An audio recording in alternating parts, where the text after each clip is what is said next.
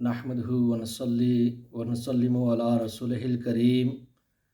اما بعد فاعوذ باللہ من الشیطان الرجیم بسم اللہ الرحمن الرحیم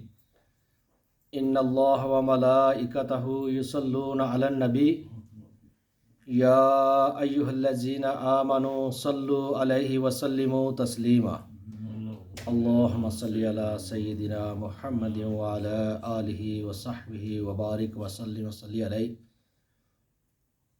جس طریقے سے پچھلے دروس ہوئے حضرت ابو بکر صدیق رضی اللہ تعالیٰ عنہ کی سیرت کے بارے میں، تو آج بھی آپ کی فضیلت بیان کی جائے گی۔ تو آج انشاءاللہ تعالی جتنا پہلے بیان ہو چکا اس سے آگے بیان کیا جائے گا۔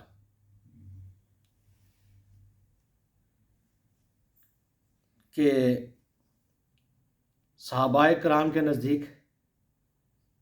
آپ کی فضیلت کیا تھی، آپ کی قدر و قیمت کیا تھی۔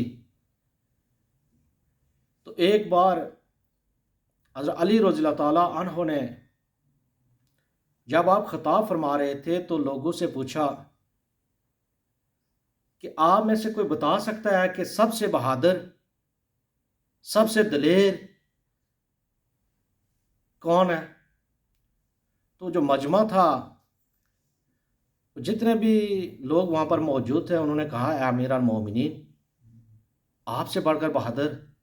دلیر اور شجاع کون ہو سکتا ہے؟ تو آپ نے فرمایا بالکل، جو بھی میرے مقابلے میں آیا تو میں نے اس کو زیر کر دیا، لیکن مجھ سے بھی بڑھ کر، سب سے بڑھ کر جو دلیر اور شجاع تھا وہ ابو بکر رضی اللہ تعالیٰ عنہ تھے۔ تو پھر آپ نے وہ واقعہ بیان کیا کہ کربلا واقعہ جب بدر کے مقام پر جب غزوہ بدر ہوا تو آپ نے کہا کہ ہم نے نبی کریم رؤوف الرحیم صلی اللہ علیہ وآلہ وسلم کے لیے ایک جگہ بنائی۔ تو جب جگہ تیار ہو گئی، تیار ہونے کے بعد اب وقت آیا کہ کون ہے جو یہاں پر پہرا دے، کیونکہ خطرہ تھا کہ مشرکین کہیں رات کو نبی کریم صلی اللہ علیہ وسلم پر حملہ آور نہ ہو جائیں۔ تو آپ نے کہا کہ کوئی بھی نہ بولا، سارے خاموش رہے۔ تو ابو بکر رضی اللہ تعالیٰ عنہ نے کہا کہ میں ہوں۔ آپ نے تلوار اپنی نکالی، تو آپ نے کہا کہ میں پہرا دوں گا۔ تو پھر آپ نے مجمع سے خطاب کرتے ہوئے پوچھا کہ آپ یہ بتاؤ کہ آل فرعون کا جو مومن تھا وہ افضل ہے یا ابو بکر؟ تو سارے لوگ خاموش ہو گئے۔ تو وہ خاموش ہوئے، انہوں نے کسی نے کوئی جواب نہ جب دیا تو آپ نے کہا کہ ابو بکر رضی اللہ تعالیٰ عنہ آل فرعون کے اس مومن سے بھی افضل ہیں۔ آپ کی وہ ایک جو نیکی تھی وہ آل فرعون کے ساری عمر کی جو عبادات تھی اس سے افضل۔ وہ جو آل فرعون کا جو مومن تھا اس نے آپ کو خفیہ رکھا ہوا تھا، چھپا کر رکھا تھا، لیکن ابو بکر رضی اللہ تعالیٰ عنہ نے جب اسلام قبول کیا تو آپ نے اپنے اسلام کو نہیں چھپایا۔ تو آپ فرماتے ہیں کہ میں نے دیکھا ایک بار نبی کریم رؤوف الرحیم صلی اللہ علیہ وآلہ وسلم جب حرم میں تشریف لائے تو مشرکین نے جب آپ کو دیکھا تو آپ پر حملہ آور ہوئے۔ اس وقت کوئی بھی نہیں تھا سوائے ابو بکر کے۔ ابو بکر رضی اللہ تعالیٰ عنہ اکیلے ہی مشرکین میں داخل ہو گئے اور ان کو نبی کریم رؤوف الرحیم صلی اللہ علیہ وآلہ وسلم سے دور ہٹاتے اور ان سے کہتے کہ کیا آپ ایک ایسے بندے کو قتل کرنا چاہتے ہو، جو کہتا ہے کہ اس کا رب اللہ ہے، جو تمہیں برائی و بے حیائی سے روکتا ہے صرف اور صرف اس وجہ سے، تو کہتے ہیں کہ آپ نے اپنے چہرے مبارک پر چادر رکھ لی، جب ہٹائی تو آپ کی داڑھی، حضرت علی رضی اللہ تعالیٰ عنہ کی داڑھی مبارک آنسو سے تر ہو چکی تھی یہ واقعہ بیان کرنے کے بعد۔ تو پھر ایک بار نبی کریم رؤوف الرحیم صلی اللہ علیہ وآلہ وسلم کی بارگاہ میں ایک بوڑھیا تشریف لائی، ایک عورت جب آئی، وہ کسی کام کے سلسلے میں آئی تھی، تو اس نے اپنی جب حاجت بیان کی تو نبی کریم رؤوف الرحیم صلی اللہ علیہ وسلم نے اسے کہا کہ تم دوبارہ آنا۔ تو اس نے کہا یا رسول اللہ صلی اللہ علیہ وسلم، اگر میں دوبارہ آؤں اور آپ کو نہ پاؤں، اس کا مطلب تھا کہ اگر آپ حیات نہ ہوں تو میں کس کے پاس جاؤں؟ تو نبی کریم رؤوف الرحیم صلی اللہ علیہ وآلہ وسلم نے اس سے فرمایا اگر تم دوبارہ آؤ اور مجھ کو نہ پاؤ تو ابو بکر رضی اللہ تعالیٰ عنہ کے پاس چلی جانا۔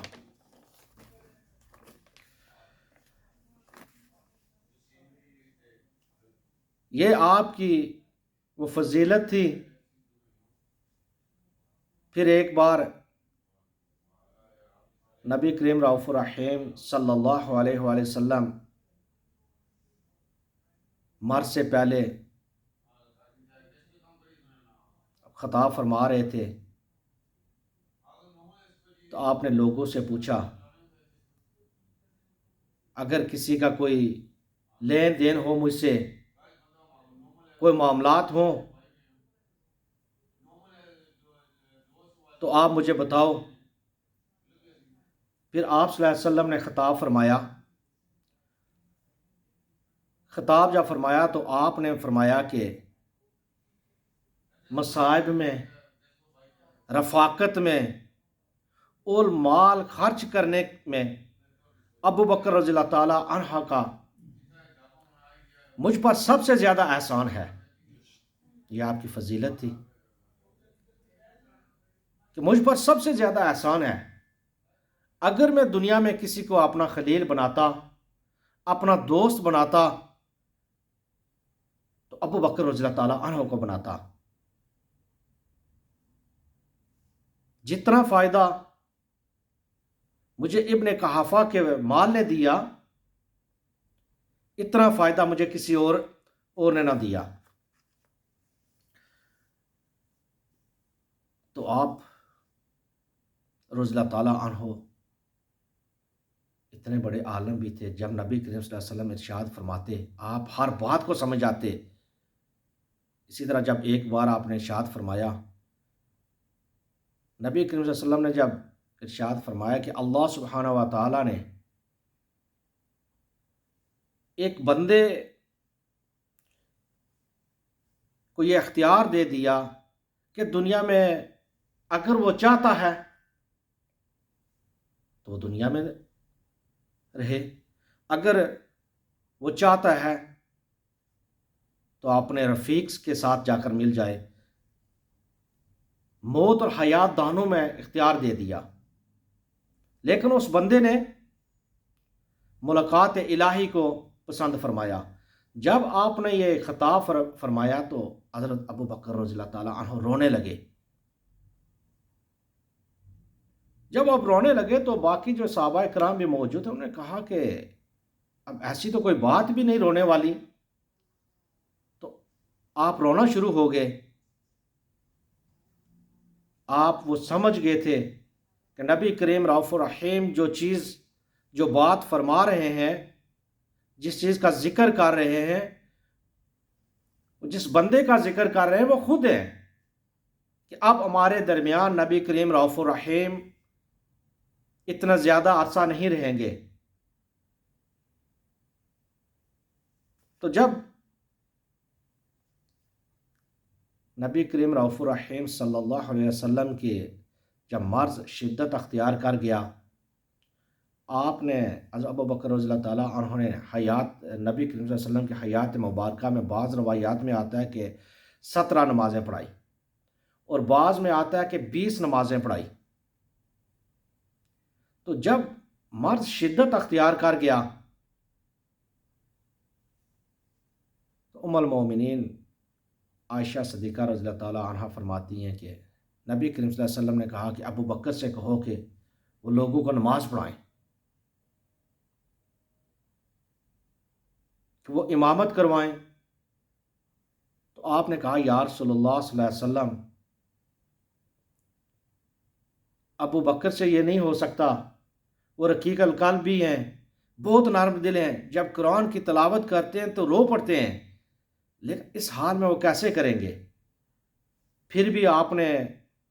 کہا کہ نہیں، آپ انہی سے کہو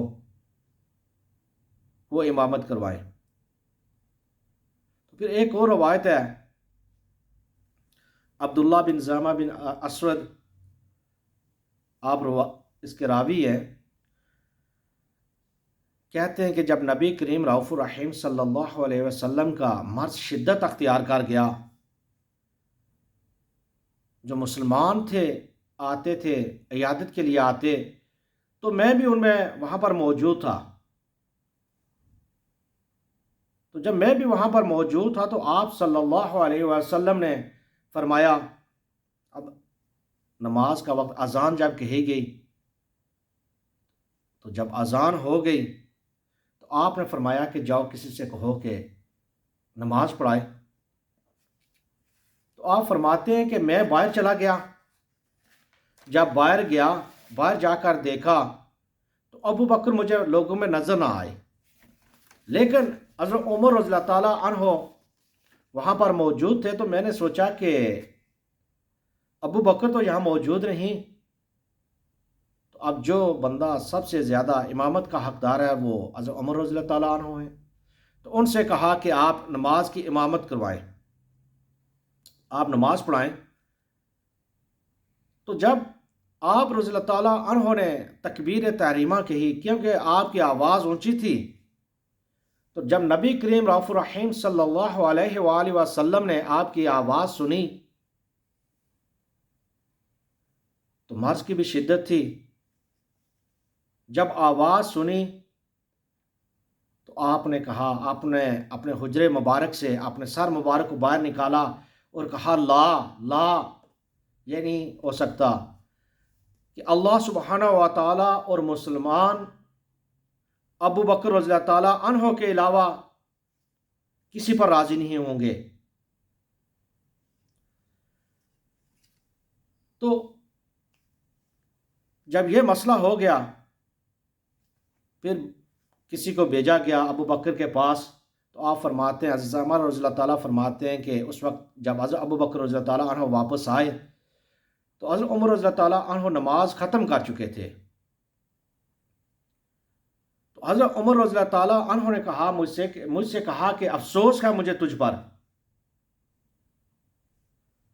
واللہ جب تم نے مجھے امامت کے لیے کہا تو میرا خیال تھا کہ نبی کریم رؤوف الرحیم صلی اللہ علیہ وآلہ وسلم نے مجھے حکم دیا، اور اگر میرا یہ خیال نہ ہوتا تو میں کبھی بھی امامت نہ کرواتا۔ تو آپ نے فرمایا، ابن زامہ رضی اللہ تعالیٰ نے فرمایا کہ واللہ نبی کریم رؤوف الرحیم صلی اللہ علیہ وسلم نے مجھے اس کے بارے میں کوئی حکم نہیں دیا تھا۔ تو جب میں نے ابو بکر رضی اللہ تعالیٰ عنہ کو نہ پایا،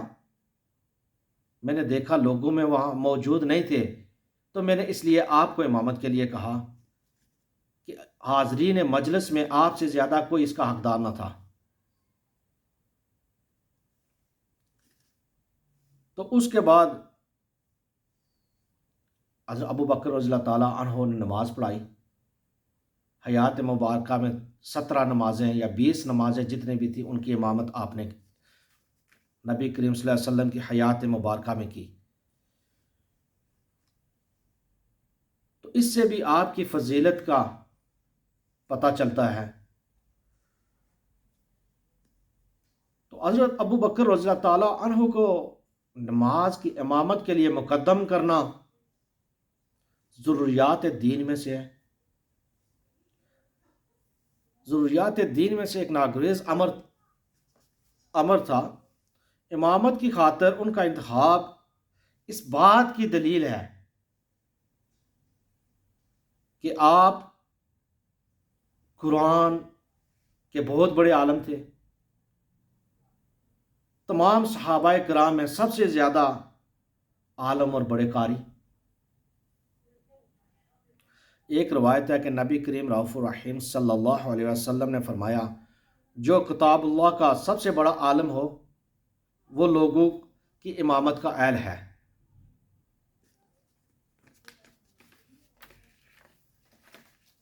اگر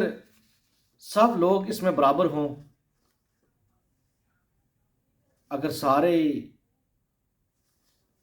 وہاں پر جو موجود ہیں وہ عالم ہوں، کتاب اللہ کو جاننے والے ہوں، تو پھر دیکھا جائے گا کہ حدیث کا کون عالم ہے۔ جو حدیث میں سب سے بڑا ہوگا، زیادہ جاننے والا ہوگا حدیث کا، پھر اس کو امامت کے لیے کہا جائے گا، وہ پھر اس کا حقدار ہوگا۔ اگر وہاں پر موجود سارے جتنے بھی ہیں وہ سارے قرآن کے بھی عالم ہیں، حدیث کے جاننے والے بھی ہیں، تو پھر ان میں سے دیکھا جائے گا کہ جو عمر میں سب سے زیادہ بڑا ہے۔ اگر پھر بھی مسئلہ اگر حل نہ ہو تو پھر دیکھا جائے گا کہ اسلام میں سب سے پہلے کون داخل ہوا، سب سے پہلے اسلام کس نے قبول کیا، پھر اس کو یہ حق دیا جائے گا۔ تو اس لحاظ سے بھی حضرت ابو بکر رضی اللہ تعالیٰ عنہ سب پر مقدم تھے۔ تو جب نبی کریم رؤوف الرحیم صلی اللہ علیہ وآلہ وسلم کا مرض بڑھتا گیا، تو جب آپ اس دنیا سے پردہ فرما گئے، جب پردہ فرمایا تو کہتے ہیں کہ آپ رضی اللہ تعالیٰ عنہ اس دن مدینہ شریف سے باہر تھے۔ تو مدینہ شریف سے باہر تھے، جب واپس آپ کو خبر ملی، آپ آئے، تو اس وقت جتنے بھی صحابہ کرام تھے وہ غم کے عالم میں تھے، حتیٰ کہ حضرت عمر رضی اللہ تعالیٰ عنہ بھی۔ تو پھر آپ نے آ کر لوگوں سے خطاب فرمایا۔ جب خطاب فرمایا تو آپ نے فرمایا کہ بے شک آپ کو انتقال فرمانا ہے، جس طریقے سے آپ سے پہلے بھی اللہ سبحانہ و تعالیٰ نے اپنے رسول بھیجے، وہ آئے اور چلے گئے یا شہید ہو گئے، اور اگر تم نبی کریم رؤوف الرحیم صلی اللہ علیہ وسلم کی عبادت کرتے تھے تو وہ تو آج چلے گئے، لیکن جو کوئی اللہ سبحانہ و تعالی کی عبادت کرتا ہے تو اللہ سبحانہ و تعالی ہمیشہ رہنے والا ہے، ذات ہمیشہ ہمیشہ کے لیے ہے۔ تو جب آپ نے لوگوں میں آ کر یہ خطاب فرمایا کہ ان قریب اللہ سبحانہ و تعالی شکر گزار بندوں کو صلہ دے گا، جو بندہ اللہ کا عبادت گزار ہے وہ اللہ کی عبادت پر قائم رہے، کیونکہ اللہ سبحانہ و تعالی زندہ و جاوید ہے۔ اور جو شخص نبی کریم محمد صلی اللہ علیہ وسلم کا عبادت گزار تھا تو وہ سن لے کہ نبی کریم صلی اللہ علیہ وسلم فوت ہو چکے، اب وہ اس دنیا میں نہیں۔ تو یہ سن کر، کیونکہ حضرت عمر رضی اللہ تعالیٰ عنہ نے بھی اس وقت اپنی تلوار نکال لی تھی، اگر کوئی کہے گا کہ نبی کریم صلی اللہ علیہ وسلم اب اس دنیا میں حیات نہیں رہے تو میں اس کا سر قلم کر دوں گا۔ تو پھر آپ نے قرآن کی بھی تلاوت کی۔ تو پھر حضرت عمر رضی اللہ تعالیٰ عنہ نے لوگوں سے کہا، کیا لوگوں، یہ ابو بکر ہیں، یہ مسلمانوں کو اپنی محبت میں قید کرنے والے ہیں، تم ان کی بیعت کر لو، کیونکہ اب بیعت کا بھی مسئلہ آ گیا تھا۔ کہ انصار جو تھے وہ ایک جگہ پر اکٹھے ہو گئے، وہ چاہتے تھے کہ انصار میں سے ایک خلیفہ ہو۔ ان کا یہ گمان تھا کہ ہم نبی کریم رؤوف الرحیم صلی اللہ علیہ وسلم کے ساتھ رہے، غزوات میں حصہ لیا، نبی کریم صلی اللہ علیہ وسلم ہمارے پاس آ کر رہے، ہم اس کے زیادہ حقدار ہیں۔ تو جب آپ کو پتہ چلا تو آپ انصار کے پاس گئے، حضرت عمر رضی اللہ تعالیٰ وہاں آپ کے ساتھ تھے، تو وہاں پر جا کر جب حضرت عمر رضی اللہ تعالیٰ عنہ نے انصار سے کہا کہ خلیفہ تو ایک ہی ہوگا، دو خلیفے تو نہیں ہوں گے، نہ تو انصار سے خلیفہ ہوگا اور ایک انصار سے اور ایک مہاجرین سے، تو اس میں صرف ایک ہی خلیفہ ہوگا جو خلیفہ وہ مہاجرین سے ہوگا۔ تو بات جب ہو گئی تو حضرت عمر رضی اللہ تعالیٰ عنہ نے آپ سے کہا کہ آپ ہاتھ آگے بڑھائیے تاکہ میں بیعت کروں۔ تو پھر انہوں نے بیعت کی، پھر انصار نے بیعت کی۔ تو انشاءاللہ تعالی آج اسی پر ختم کرتا ہوں، اگر زندگی رہی تو پھر اسے آگے بیان کیا جائے گا۔ وما الا البلاغ۔